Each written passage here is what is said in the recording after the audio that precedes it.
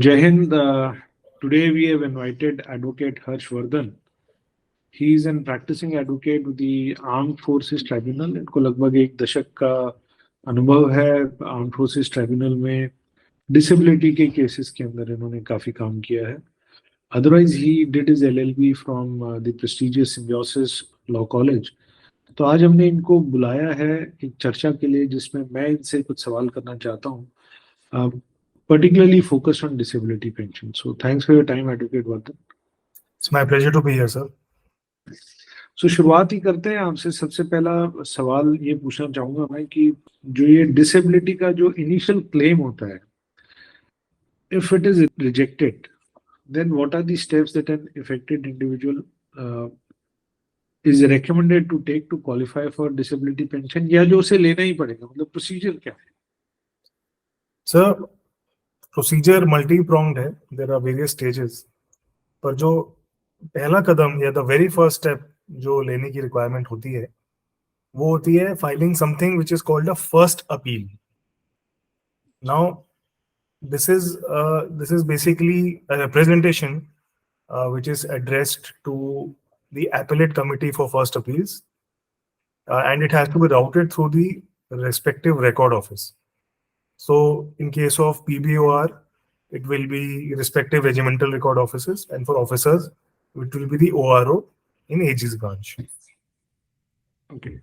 So जो आपने ये something known as first appeal बताया, I mean as the name suggests, place तो आपने बता दिया that for officers it is the ORO in the Adjutant General's branch, and for non-officers it is the respective record offices. हाँ जी sir. Whom does this appeal one addresses to? What is the timeline under which the appeal has to be filed for disability, making a claim for disability pension? The first appeal का और क्या कुछ विस्तार में थोड़ा बताइए. Sir first appeal जैसा कि मैंने कहा appellate committee for first appeals को एड्रेस की जाती है but routed through the respective record office.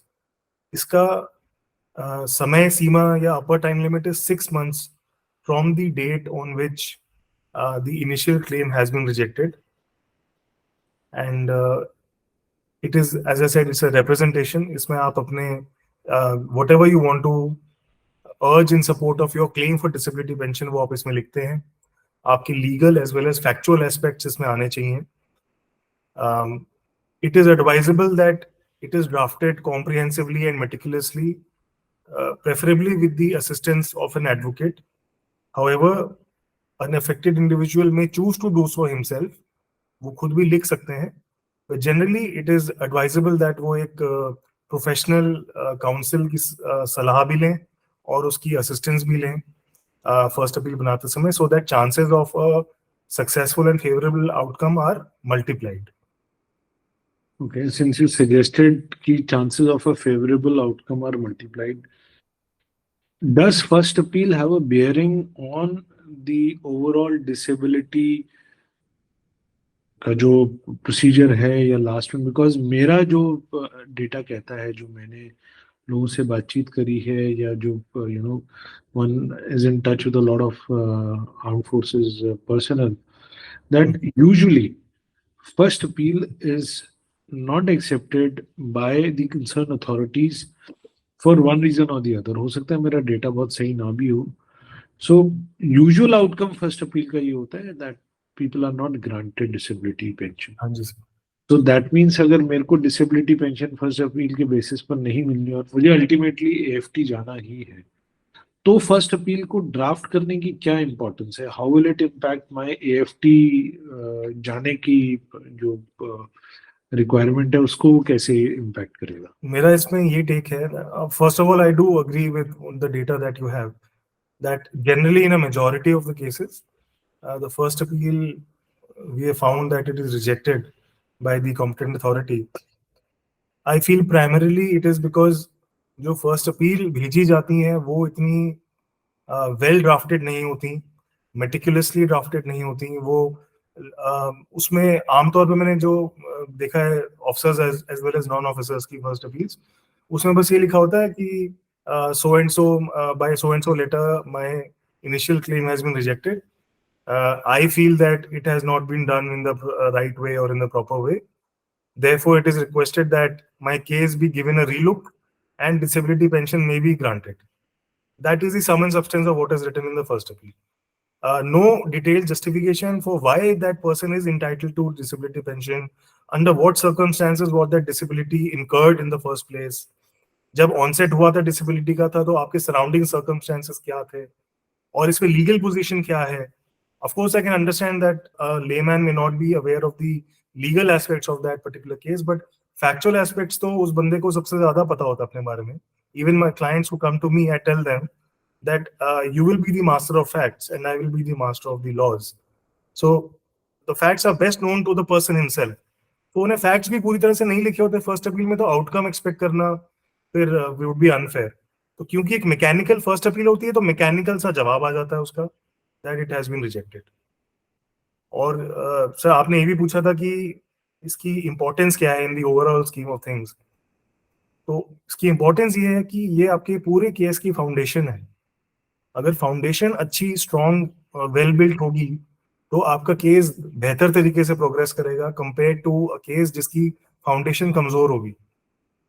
And sir foundation मजबूत होने से मेरा मतलब है कि आपका ड्राफ्ट बहुत अच्छा होना चाहिए. जैसा कि मैं कह चुका हूँ, legal as well as factual aspects incorporated होने चाहिए, अच्छी तरह से प्रेजेंटेड होने चाहिए और एक कंपेलिंग नैरेटिव बनना चाहिए आपके लिए और पढ़ने वाले के लिए जिसको आप एड्रेस कर रहे हैं वो भी, कि आपको वो रिलीफ देने में संकोच ना करे. तो यहाँ पे हैं हमारे जो brother officers as well as soldiers, यहाँ पर वो कुछ चूक कर जाते हैं. मुझे लगता है वो एक अच्छे वकील की सलाह नहीं लेते, अच्छे वकील की असिस्टेंस नहीं लेते इसमें. ओके, मैं वापस इस सवाल को अलग तरह से पूछूंगा जो शायद मैं आपसे नहीं क्लियर कर पाया. अगर मुझे ये आइडिया है कि मेरी फर्स्ट अपील को मोस्ट प्रोबेबली रिजेक्ट किया जाएगा, let's say, तो मुझे कोर्ट जाना ही पड़ेगा अपने रिलीफ के लिए. तो क्योंकि मुझे कोर्ट जाना है और मुझे एक एडवोकेट को तब एंगेज करना ही पड़ेगा. ओके, आई नॉट से करना ही पड़ेगा, बट लेट्स से आमतौर पे किया जाता है. आमतौर पर किया जाता है.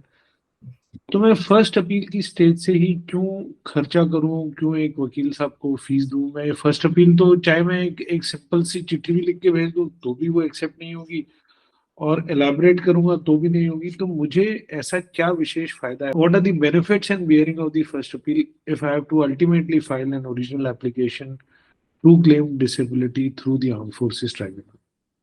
अच्छा सर मैं इसका जवाब दो हिस्सों में दूंगा या दो टुकड़ों में दूंगा. फर्स्ट ऑफ ऑल, ऐसा कहीं नहीं लिखा है कि फर्स्ट अपील हमेशा रिजेक्ट ही होगी. There is a probability that it may be get rejected, but equal probability है उसके एक्सेप्ट होकर के आपको रिलीफ मिल जाने की.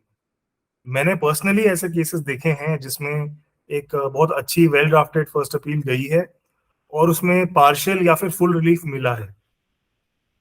Number one, so this is the first part. The second part is that even if your so-called well-drafted first appeal ultimately is rejected, but because it will create a good foundation, a solid foundation for your case.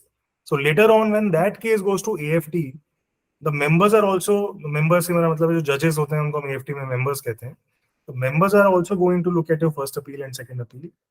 Sometimes the other side also raises an objection that this ground which has been raised in the petition or in the OA by the applicant was never raised before us earlier.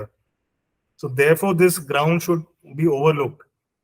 Sometimes these kind of objections have come from the opposing counsel in AFTs, and फिर उस ऐसा objection आने पे जवाब देना मुश्किल हो जाता है एप्लीकेंट के वकील के लिए कोर्ट रूम में खड़े होकर के. इसीलिए मैं कहूंगा सर कि फर्स्ट अपील में थोड़ा सा फोकस करना चाहिए, ध्यान देना चाहिए. और वैसे भी sir most lawyers, I can only speak for my self, but मैंने देखा है प्रैक्टिस ये है AFTs में that whether you engage a counsel at the first appeal stage or whether you engage a counsel at the OA stage, the charges would be more or less the same.